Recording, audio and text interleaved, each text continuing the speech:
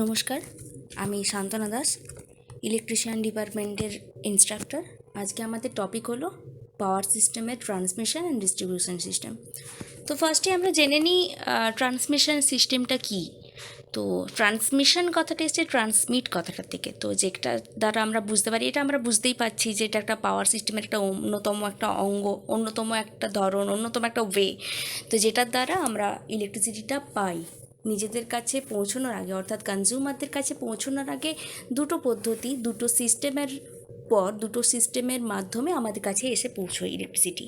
তো transmission system হচ্ছে যেখান থেকে ইলেকট্রিসিটি তৈরি হয়, পাওয়ার হাউস, সেই জায়গার থেকে ট্রান্সমিট হয় যে পদ্ধতিতে। ট্রান্সমিট মিন্স প্রেরণ করা। ইলেকট্রিসিটি যখন প্রেরিত হয় সেই পদ্ধতিটাকে আমরা ট্রান্সমিশন সিস্টেম বলি। ছোটো করে একটা নোট বানিয়েছি, দেখো। Transmission lines are that set of conductors, obviously একটা বান্ডল অফ কন্ডাক্টর থাকবে, over which the electrical power is transmitted from generating station to long distance distribution station. Long ডিস্ট্রিবিউশনের আগে পর্যন্ত আমাদের জেনারেটিং স্টেশন থেকে ট্রান্সমিট হয় এই পাওয়ারটা। It is not used as supply line for load. এটা সাপ্লাই লাইনে ইউজ করা হয় না। Generally 66 KV, 110 KV, 132 KV, 220 KV, 400 KV, এই হিসেবে আমরা ট্রান্সমিশনটা আমাদের হয়। তো জেনারেলি এটা দুরকম টাইপের হয়। অবভিয়াসলি তোমরা ফার্স্ট ইয়ারেও জেনেছো overhead transmission line and underground transmission line. ওভারহেডটা তো বুঝতেই পারছো, যেটা আমাদের মাথার ওপর দিয়ে যে ট্রান্সমিশন লাইনের যে সিস্টেম, সেটাকে আমরা ওভারহেড ট্রান্সমিশন সিস্টেম বলি। আর যেটা আন্ডারগ্রাউন্ড, সেটাও তো বুঝতেই পারছো, মাটির নিচ দিয়ে যে সিস্টেমটা আমরা করি, সেটা হচ্ছে আন্ডারগ্রাউন্ড। তো ওভারহেড সিস্টেম যেটা, সেটা অনেক রকমভাবে ভাগ করা যায়। জেনারেলি বিভিন্ন রকমভাবে এটাকে ক্লাসিফাইড করা হয়। তো জেনারেলি যেটা স্প্যান ওয়াইজ, মানে তোমাদের বলতে পারি যে লেন্থ, একটা টাওয়ার থেকে আরেকটা টাওয়ারের যে লেন্থ হয়, সেই টাওয়ারের বেসিসে কিন্তু এটাকে 3 ভাগে ভাগ করা যায়। 1 নম্বর হচ্ছে short transmission, then medium transmission, then long transmission. Short transmission, medium transmission and long transmission. Okay, তো এবার যেটা আমরা দেখব, শর্ট ট্রান্সমিশনটা আগে দেখে নিই। শর্ট ট্রান্সমিশন কথাটার মধ্যে দিয়ে কিন্তু আমরা বুঝতে পারছি যে কি বলতে চাইছে। শর্ট ট্রান্সমিশন মানে যে ট্রান্সমিশন লাইনের গ্যাপিংটা, যে কি বলবো ওটাকে, দুটোর মধ্যে যে পার্থক্য, দুটোর মধ্যে যে গ্যাপিং, যে দূরত্বটা থাকে, সেটা খুব কম হবে। শুধুমাত্র আমাদের মানে আমরা সোজাভাবেই মনে রাখার চেষ্টা করব, খুব ছোট্ট করে পয়েন্ট করে করে আমরা মনে রাখবো, কারণ এগুলো খুব গুলিয়ে যায় আমাদের। তো জেনারেলি কি হয়, কম্পারেটিভলি সমস্ত রকম যে সিস্টেম, মিডিয়াম লং, সবগুলোর থেকে কি হয়, শর্ট ট্রান্সমিশন লাইনের ক্ষেত্রে যে দুটো ট্রান্সমিশন লাইনের মধ্যে যে গ্যাপটা থাকে বা দূরত্ব থাকে, সেটা মোটামুটি 80 কিলোমিটারের মতো হয়। আর যে ভোল্টেজটা থাকে, লাইন ভোল্টেজটা, সেটা মোটামুটি 20 কিলোমিটার, 20 কেভি, 20 কিলো ভোল্টের মধ্যেই হয় মোটামুটি। তো এইভাবে আমরা মনে রাখবো। তো দেন মিডিয়াম ট্রান্সমিশনের ক্ষেত্রে কি হবে, সেটা মিডিয়াম ট্রান্সমিশনের ক্ষেত্রে আমরা শুধু ওই গ্যাপটা মনে রাখবো আর ওই লাইন ভোল্টেজটা মনে রাখবো। ওই বেসিসে কিন্তু আমরা অনেক বড় করে লিখতে পারবো। যদি আমাদের শর্ট নোটও পড়ে ট্রান্সমিশন লাইনের নিয়ে, তখন কিন্তু আমরা এগুলোকে কিন্তু ডিরাইভ করতে পারবো। তো দেন মিডিয়াম ট্রান্সমিশন লাইনের ক্ষেত্রে দেখো, 80 থেকে 240 কিলোমিটারের মধ্যে হবে দুটো যে ওভারহেড ট্রান্সমিশন লাইনের যে গ্যাপ, সেই দূরত্বটা। আর যেটা লাইন ভোল্টেজ, সেটা তো মোটামুটি মাঝারি টাইপেরই হবে। অবভিয়াসলি শর্ট ট্রান্সমিশন থেকে বেশিই হবে, 200 কেভির থেকে বেশি হবে এবং 100 কেভির থেকে কম হবে। মোটামুটি এই মাঝামাঝি রেঞ্জের মধ্যেই থাকবে। দেন আসছি লং ট্রান্সমিশন লাইন।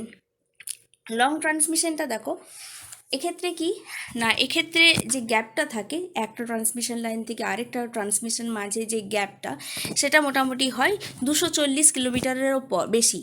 যদি 200 কিলোমিটার এক্সিস্ট করে বেড়ে যায়, এটাকে যদি করে যায়, তখন সেটাকে আমরা বলবো লং ট্রান্সমিশন লাইন। সেটার ক্ষেত্রে সাধারণত যে লাইন ভোল্টেজটা থাকে, সেটা 100 কেভির বেশি থাকে। তো সেই বেসিসে আমরা সেটাকে চিহ্নিত করতে পারি যেটা লং ট্রান্সমিশন। বা আমরা এই যে রেটিংগুলো যে বললাম না, সেই রেটিংগুলো দেখে আমরা বুঝতে পারবো যেটা কোন ট্রান্সমিশন লাইনের মধ্যে এটাকে ফেলা যাবে। দেন যেটা আছে সেটা দেখো, আরেকটা যেটা হয়, এই মাত্রই বললাম, বিভিন্ন বিভিন্ন রকমভাবে এটাকে ট্রান্সমিশন লাইনটাকে বিভিন্নভাবে ক্লাসিফাইড করা হয়। দেন আছে এসি অ্যান্ড ডিসি। এটা কিভাবে না, এটা সাপ্লাই সিস্টেম ওয়াইজ, কারণ আমরা তো জানি দুটো সিস্টেম হয়, একটা অল্টারনেটিং কারেন্ট সিস্টেম, একটা হচ্ছে ডাইরেক্ট কারেন্ট সিস্টেম। সো এইভাবেও আমরা AC system or DC system বুঝতে পারি। তো জেনারেটিং স্টেশন থেকে বিভিন্ন উপায়ে প্রাইমারি ট্রান্সমিশন, দেন সেকেন্ডারি ট্রান্সমিশন, যখন আবার ডিস্ট্রিবিউশন, যখন কনজিউমারদের কাছে এসে পৌঁছানোর আগে পর্যন্ত অনেকটা জার্নি যেতে হয়, অনেকটা পদ্ধতি, অনেক রকম স্টেপ ওয়াইজ আমাদের কাছে ইলেকট্রিসিটিটা এসে পৌঁছায়। দেন এই দেখো জেনারেটিং স্টেশন, যেখানে ইলেকট্রিসিটি তৈরি হচ্ছে, সেখান থেকে ফার্স্ট যাচ্ছে প্রাইমারি ট্রান্সমিশন, দেন হচ্ছে secondary transmission, step up step down transformer use করে এগুলো অনেক সময় করা হয়, দেন প্রাইমারি ডিস্ট্রিবিউশন, দেন সেকেন্ডারি ডিস্ট্রিবিউশন। একদম হালকাভাবে রয়েছে, তো ওদেরকে এটা আমি দিয়ে দেবো, তোমরা একটু জাস্ট দেখে নেবে, ডিটেলে নেই। অ্যাডভান্টেজ ডিসঅ্যাডভান্টেজ দেওয়া আছে। এই যে HVDC, that means high voltage DC transmission. তো এই ক্ষেত্রেও অনেক রকমের অ্যাডভান্টেজ ডিসঅ্যাডভান্টেজ বিভিন্ন টাইপের পাবে। তো আমি এত কিছু না গিয়ে আমি ডিরেক্ট এই কয়েকটা টার্মে চলে যাচ্ছি, খুব ইম্পর্টেন্ট টার্ম যেগুলো। ভোল্টেজ সার্জ কথাটা আমরা পাবো, কিন্তু এই জিনিসগুলো একটু জেনে রাখাটা খুব দরকার। মানছি তোমাদের ডিটেলে নেই, কিন্তু তবুও ভাইভাতে বা কখনো কখনো তোমাদের এমসিকিউ টাইপ কোয়েশ্চেন আসে, সেই হিসাবে কিন্তু তোমরা সার্জ কথাটা পাবে। তো সেটা হচ্ছে সাডেন রাইজ অফ ভোল্টেজ যখন খুব কম সময়ের জন্য, খুব কম শর্টেজ টাইম ডিউরেশনে যখন হাই হয়ে যায়, অতিরিক্ত হাই হয়ে যায়, সাডেন রাইজ, ঠিক আছে, হঠাৎ করে রাইজ ফর্ম করা, সেটাকে আমরা সার্জ বলি। এটা একটা ফেনোমেনন, তো এটাকে আমরা ভোল্টেজ ট্রানজিয়েন্ট বলি, এটাকে ভোল্টেজ সার্জও বলা হয়। Lightning arrester, this is a protecting device, also a important factor, important device বলতে পারি আমাদের ট্রান্সমিশন লাইন সিস্টেমের মধ্যে। এটা কি লিখেছি দেখো, a lightning arrester is protecting device which conducts the high voltage সার্জকে এটা কন্ডাক্ট করে on the power system to the ground অবধি। it is called surge divider, it is also called surge divider, এটাকে কিন্তু সার্জ ডিভাইডারও বলে। Surge অ্যাবসর্বার, বুঝতেই পারছি সার্জটাকে যে ডিভাইস অ্যাবসর্ব করে, সার্জ মানে তো বললাম যে sudden rise of voltage within a shortage time, সেই যে সার্জ হঠাৎ করে যে ভোল্টেজটা বেড়ে যাচ্ছে, ক্ষতি হতে পারে, তো সেই কারণে surge absorber, obviously this is also a protecting device. Okay, arcing ground, এটাও তোমরা জানো, লাইন টু মানে গ্রাউন্ডের ফল্ট যেগুলো হয়, লাইন টু গ্রাউন্ড হতে পারে, গ্রাউন্ড হতে বিভিন্ন রকমভাবে যে ফল্টগুলো হয়, সেই ফেনোমেননটাকে আমরা আর্কিং গ্রাউন্ড বলি। লাইটনিং তোমরা জানো যে যখন বজ্র বিদ্যুৎ চমকায়, যে জিনিসটা, যে ইলেকট্রিক ডিসচার্জগুলো হয় ক্লাউডের সাথে ক্লাউডের সাথে অপর একটা ক্লাউডের, সেই জিনিসটাকে আমরা লাইটনিং বলি। আর্থ স্ক্রিন, সেটাও একটা সাবস্টেশনের একটা important equipment, this is also important, কী বলবো, এটাকে সেফটি পারপাসে এটা ইউজ করা হয়, অবভিয়াসলি এটা একটা এক্সপেন্সিভ ইকুইপমেন্ট। তো এই কয়েকটা ইম্পর্টেন্ট টার্ম আছে ট্রান্সমিশন লাইনে, সেগুলোও খুব ইম্পর্টেন্ট। আজকে তোমাদের কাছে ডিস্ট্রিবিউশন সিস্টেমটাও হালকা করিয়ে দেবো, তোমাদেরকে এই নোটটা আমি দিয়ে দেবো, একটু পড়ে নেবে, একদম ইজি ভাষায় লেখা আছে। এই যে ডিসঅ্যাডভান্টেজ যেগুলো আছে, দুটো কন্ডাক্টর, ডিসি ট্রান্সমিশনের ক্ষেত্রে দুটো কন্ডাক্টরই শুধুমাত্র ইউজ হয়, সেখানে কোনো inductance, capacitance, phase disturbance, surge problem এইসবগুলো থাকে না ডিসির ক্ষেত্রে। এসির ক্ষেত্রে এই জিনিসগুলো থাকে। দেন স্কিন এফেক্ট থাকে না, করোনা লস থাকে না, এগুলো পরে আসছি, এগুলো এক এক ধরনের লস ট্রান্সমিশন লাইন। যেমন আমরা যখন মেশিন পড়তাম তখন আমরা কিছু কিছু লস পেয়েছিলাম, iron loss, copper loss, ohmic loss and dielectric loss, ঠিক সেই রকম পাওয়ার সিস্টেমের এই রকম টাইপের কিছু কিছু লস আছে যেগুলো খুব important. Corona loss, skin effect, Ferranti effect, এই জিনিসগুলো আমরা পরে পরে পড়বো। চলো তাহলে সেকেন্ড যেটা ডিস্ট্রিবিউশন সিস্টেম সেটা দেখে নেওয়া যাক। এবার চলো দেখে নিই ডিস্ট্রিবিউশন সিস্টেম। ডিস্ট্রিবিউট মানে কি, বিতরণ করা। তো ফার্স্টে যেটা আমি তোমাদের বললাম এইমাত্র, যে যখন ইলেকট্রিসিটি আমাদের কাছে যখন পৌঁছায় সেটা বিভিন্ন ধাপে বিভিন্ন রকমভাবে আমাদের কাছে এসে পৌঁছায়, সেটা কিন্তু ডিরেক্ট আমাদের কাছে এসে পৌঁছয় না, বিভিন্ন পদ্ধতিতে পৌঁছায়। দেন প্রথমে কি বললাম, ট্রান্সমিশন, যেটাতে কি হয় ট্রান্সমিট হয় পাওয়ারটা, ইলেকট্রিসিটিটা, সেটা কি হয় মেন যে জায়গাতে ইলেকট্রিসিটি তৈরি হচ্ছে সেই পাওয়ার হাউস বা পাওয়ার স্টেশন থেকে এসে পৌঁছায় ট্রান্সমিশন সিস্টেমে, এসে পৌঁছায় সাবস্টেশন। দেন সাবস্টেশন থেকে ডিস্ট্রিবিউশন সিস্টেমের মাধ্যমে পৌঁছচ্ছে আমাদের কাছে, অর্থাৎ কনজিউমারদের কাছে, যারা ইলেকট্রিসিটিটা নিচ্ছে, যারা ওটাকে মানে কাজে লাগাচ্ছে ইলেকট্রিসিটিটাকে, সেটাকে সেই পুরো পদ্ধতিটাকে আমরা বলবো ডিস্ট্রিবিউশন সিস্টেম। ছোট্ট করে নোট লিখেছি দেখো, distribution system. Electrical power is distributed from different substation to a large number of big and small consumer through the distribution system. যেটা বললাম বিভিন্ন ধরনের কনজিউমারদের কাছে এসে পৌঁছানোর আগে, সেটা বড় কনজিউমার বিভিন্ন টাইপের হয়, তো বিগ বা স্মল বিভিন্ন কনজিউমারদের কাছে এসে পৌঁছানোর আগে যে জার্নিটা তাকে ক্রস করতে হয়, যে মাধ্যমে এসে পৌঁছায়, সেটাই হচ্ছে ডিস্ট্রিবিউশন সিস্টেম। সেটা বিভিন্ন ইয়েতে হতে পারে, এটা বিভিন্নভাবে হয়, সেকেন্ডারি, প্রাইমারি, সেকেন্ডারি, যেটা আমি মাত্র আগেই বললাম, আসছি পরে। That part of the power system which distribute electrical power for local use, আমাদের নিজেদের দৈনন্দিন জীবনের ইউজের জন্য, is known as distribution system. In general, the distribution system is the electrical system between the substation fed by the transmission system. Transmission সিস্টেমের দ্বারা, transmission সিস্টেমের পর আমাদের কাছে যে পদ্ধতিতে এসে পৌঁছয় ইলেকট্রিসিটি, সেই পদ্ধতিটাই হলো ডিস্ট্রিবিউশন সিস্টেম। যে জায়গায় দিয়ে ডিস্ট্রিবিউশন কথাটার মধ্যে দিয়ে, ডিস্ট্রিবিউট কথাটার মধ্যে দিয়ে আমরা বুঝতে পারছি, ডিস্ট্রিবিউট মিন আমরা একটা জিনিসকে যখন বিতরণ করব কারোর সাথে, সবাইকার সাথে যখন ভাগাভাগ করে দেবো, সেই জিনিসটাকে আমরা ডিস্ট্রিবিউশন বলি বা ডিস্ট্রিবিউট করা বলি, সেই থেকে কিন্তু ডিস্ট্রিবিউশন কথাটা আসছে। এটা তিন রকম ভাগ রয়েছে, তিনটা। এই distribution system is also belong, মানে এটা কি বলবো, এটা consist of three type, three ways বলতে পারি। ফার্স্ট অফ সেটা হচ্ছে feeder, then distributor, then serviceman. Feeder, distributor, serviceman, এটা বোল্ড হরফে লিখেছি দেখবেন। প্রথমে আসছি ফিডার। ফিডারটা কি?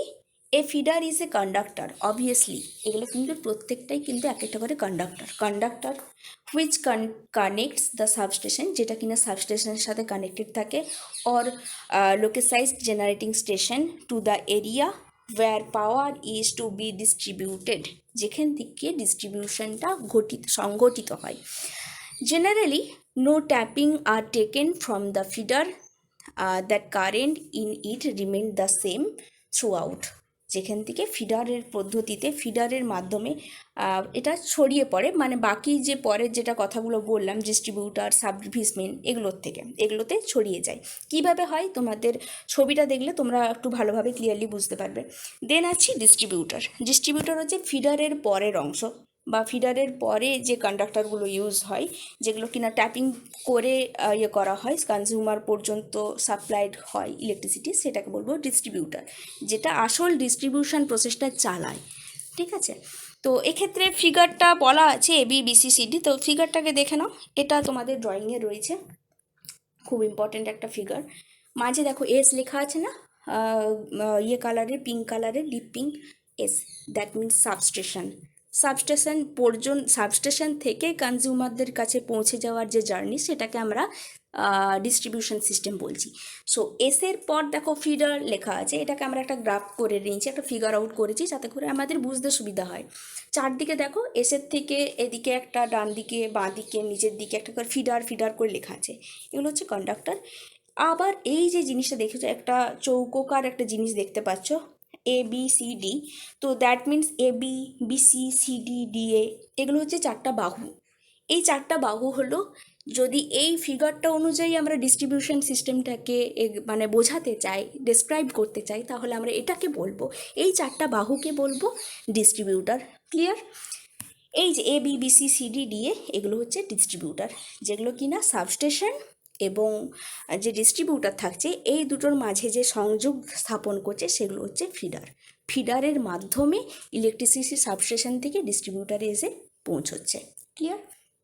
দেন আছে সার্ভিসমেন। সার্ভিসমেন হচ্ছে দেখো এই সিডি বাহুর থেকে বেরিয়েছে, সিবির থেকে বিসির থেকে বেরিয়েছে, বিয়ের থেকে বেরিয়েছে, সবগুলোতে লেখা নেই, সবগুলোতেই যে তীর চিহ্ন দিয়ে দেখো লেখা আছে, যে বের করানো আছে তীরগুলো, সেগুলো হচ্ছে সার্ভিসমেন। তো আরেকটা পয়েন্ট অনেক বইতে থাকবে, দেখবে কনজিউমার লেখা থাকবে, তো সার্ভিসম্যান কনজিউমার প্রায় সেম জিনিস। তো সার্ভিসম্যানের থ্রুয়ে আমাদের কাছে মানে কনজিউমার যারা কনজিউম করে ইলেকট্রিসিটিটা তাদের কাছে এসে পৌঁছচ্ছে। রিংমেন সিস্টেম, গ্রিড সিস্টেম, এগুলো টু ওয়ে ডিস্ট্রিবিউশন সিস্টেমটাকে করার জন্য, এগুলোর থেকেও এটা একদম সিম্পল ইয়েতে লেখা আছে। গ্রিড সিস্টেম মেনলি এটাকে ইন্টারকানেক্টেড সিস্টেমও বলা হয়, পরে আসছি দেখো সেটাতে। Classification of distribution system, nature of current, কারেন্টের নেচার ওয়াইজ কিন্তু ডিস্ট্রিবিউশন সিস্টেমকে কভাগে ভাগ করা যেতে পারে। কি মনে হচ্ছে কারেন্ট ওয়াইজ? অবভিয়াসলি দু রকমের কারেন্ট, দু রকম আমরা জানি, alternating current and direct current. তাহলে অল্টারনেটিং কারেন্ট এবং ডাইরেক্ট কারেন্ট দুই রকমভাবে আমরা ডিস্ট্রিবিউশন প্রসেসটাকে করতে পারি। সো নাওএডেজ এসি সিস্টেম ইজ বেশি পপুলার, বেশি ইউজ করি আমরা, বেশি ইকোনমিক্যাল। তো এটা একটা বললাম। দেন হচ্ছে construction that means overhead system, underground system, সেই জিনিসগুলো। দেন হচ্ছে কি কানেকশন স্কিম, কানেকশন ওয়াইজ হলে রেডিয়ার সিস্টেম, রিংমেন সিস্টেম আর ইন্টারকানেক্টেড সিস্টেম। এখানে কি বলা হচ্ছে ওভারহেড অ্যান্ড আন্ডারগ্রাউন্ড সিস্টেমের মধ্যে পার্থক্য। আচ্ছা তোমাদের আগে আন্ডারগ্রাউন্ড আর ওভারহেড যে ডিস্ট্রিবিউশন, সেই দুটোর মধ্যে আগে পার্থক্যটাকে বলে দিই। দেওয়া আছে অলরেডি, এটা তোমরা ফার্স্ট ইয়ারে করেছো, তাও একটুখানি বলে দিচ্ছি। আচ্ছা, কি বেসিক্যালি মনে হয় বলো তো ওভারহেড আর আন্ডারগ্রাউন্ডের মধ্যে? আমরা বেসিকভাবে যদি আমরা এটাকে করি তাহলে আমাদের কি মাথায় আসে হঠাৎ করে? অবভিয়াসলি ওভারহেড বলতে মাথার ওপর দিয়ে যে সিস্টেম, আর আন্ডারগ্রাউন্ড মিনস যেটা মাটির নিচ দিয়ে যায় সেই জিনিসটা। তো এই দুটোর মধ্যে যদি পার্থক্য বলতে হয় তাহলে আমাদের যদি মনে রাখতে হয়, মনে রাখার সুবিধার জন্য আমরা যেভাবে ছোটোবেলার থেকে পার্থক্য করতাম সেরকমভাবে লিখব, এক সাইড দিয়ে আন্ডারগ্রাউন্ড আর আরেক দিকে ওভারহেড লাইন। এবার দেখো প্রথমেই বলে নিই, আমরা আন্ডারগ্রাউন্ড হয়তো সবাই দেখেছি বা দেখিনি জানি না, ওভারহেডটা মোটামুটি সবাই আমরা দেখেছি। সেখানে ইনসুলেশন করা থাকতে দেখেছো? থাকে না। তাহলে এখানে কোনো ইনসুলেশন থাকে না ওভারহেডের ক্ষেত্রে। কিন্তু আন্ডারগ্রাউন্ডের ক্ষেত্রে ফার্স্ট ইয়ারে আমাদের যেহেতু আন্ডারগ্রাউন্ড কেবল ছিল, সেই ক্ষেত্রে কিন্তু আমরা আন্ডারগ্রাউন্ড কেবলের যে লেয়ারগুলো থাকে, বেডিং, আর্মারিং, সার্ভিং, তাহলে অনেক রকম লেয়ারিং করে ইনসুলেশনগুলো করা হয়। তার মানে কি ইনসুলেশনটা অনেক বেশি থাকে, যেখানে ওভারহেডের ক্ষেত্রে ইনসুলেশন থাকেই না। তাহলে একটা পয়েন্ট আমরা লিখতেই পারি, যেটার ক্ষেত্রে ওভারহেডের ক্ষেত্রে ইনসুলেশন থাকে না, ইনসুলেশন করা হয় না। আর আন্ডারগ্রাউন্ডের ক্ষেত্রে ইনসুলেশনটা অনেক বেশি করা হয়, অনেক ভালোভাবে করা হয় এবং সেফলি করা হয়। ঠিক, এবার ইনসুলেশন করার অর্থ কী, আমাদের মোটিভটা কী? ইনসুলেশনটা মানে কি? যাতে এটা প্রোটেক্ট করতে পারে, যাতে ক্ষয়ক্ষতিটা বেশি না হয়। প্রোটেক্টিং ভাবে আমরা প্রোটেক্ট করার জন্য কন্ডাক্টরগুলোকে আমরা ইনসুলেশনটা করি। তাহলে ওভারহেডে করা হয় না, তাহলে কি হবে? ইনসুলেশন কস্টটাও সেখানে কম হবে বা নেই, ইনসুলেশন কস্ট নেই, হবে না। কোনো ইনসুলেশন করতেই যখন হচ্ছে না তাহলে সেখানে কস্টের কোনো প্রশ্নই ওঠে না। অপরদিকে আন্ডারগ্রাউন্ডের ক্ষেত্রে ইনসুলেশন কস্টটা ভেরি হাই। ওকে, তারপর কেবল সাইজ যদি বলি, conductor size for overhead cable, overhead লাইন্সের ক্ষেত্রে যে কন্ডাক্টরগুলো ইউজ হয় সেগুলোর সাইজগুলো তুলনামূলকভাবে আন্ডারগ্রাউন্ডের থেকে কম হয়। কিন্তু আন্ডারগ্রাউন্ডের ক্ষেত্রে যেহেতু কেবলের ওপর ইনসুলেশন করা হয় তার সাইজটা কিন্তু অনেক বেশি হয়। ঠিক আছে, তারপরে যেটা আসছি সেটা হচ্ছে কেবল কস্ট। কেবলের কস্ট যেটা ওভারহেডের ক্ষেত্রে সেটা কিন্তু কম এক্সপেন্সিভ, লেস এক্সপেন্সিভ অর চিপার, সস্তা। আর আন্ডারগ্রাউন্ডের ক্ষেত্রে কি হয়, এটা কিন্তু এক্সট্রিমলি হাই, অনেকটা বেশি হয় যে কেবলের যে কস্ট, দাম। দেন কি হচ্ছে, যদি মেনটেনেন্সের কথা বলি, মেনটেনেন্স কোনটাতে বেশি মেনটেনেন্স লাগবে? অবভিয়াসলি যেটা বেশি প্রোটেক্টিং করা আছে, যেটাতে বেশি প্রোটেকশন দেওয়া নেই, সেগুলোতে আমাদের মেনটেনেন্স বেশি লাগে অবভিয়াসলি। আর তাহলে ওভারহেডের ক্ষেত্রে মেনটেনেন্সটা বেশি দরকার পড়ে, আর সেই তুলনায় কম মেনটেনেন্স লাগে আন্ডারগ্রাউন্ড কেবলে। তারপরে যদি আমরা বলি ইনসুলেশন কস্ট, অবভিয়াসলি সেটা আগেই হয়ে গেল, সরি। এবার আছি ভোল্টেজ ড্রপ। ভোল্টেজ ড্রপের যে ব্যাপারটা থাকে, ভোল্টেজ ড্রপটা কি আন্ডারগ্রাউন্ডে বেশি হবে না ওভারহেডে হবে, কি মনে হয়? ভোল্টেজ ড্রপটা সবসময়ের জন্য ওভারহেড ট্রান্সমিশন যে সিস্টেম থাকে বা ডিস্ট্রিবিউশন সিস্টেম থাকে সেখানে কিন্তু অনেক বেশি হয় আন্ডারগ্রাউন্ডের তুলনায়, ঠিক আছে।